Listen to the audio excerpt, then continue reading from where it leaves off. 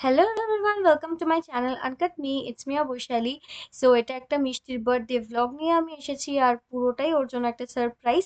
Minimal কিছু decoration আমি ওর জন্য করে নিয়েছি। টেডিটা হচ্ছে ওর gift, and cake and everything is ready. তো এরকম সুন্দর কেক পাওয়ার জন্য তোমাদেরকে উপরে দেওয়ার নাম্বারে যোগাযোগ করতে হবে। Keep watching the vlog. খোল।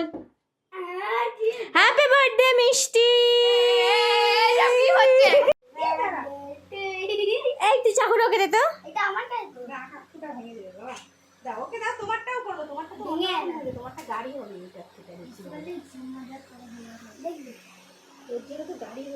আরে সো দেখতেই পাচ্ছ, প্রথম কোনোভাবেই মিষ্টিকে কেকটা কাট করতে দিতে চাইছে না। ও ভাবছে ও কাট করবে, বা ওর জন্য কেন হয়নি।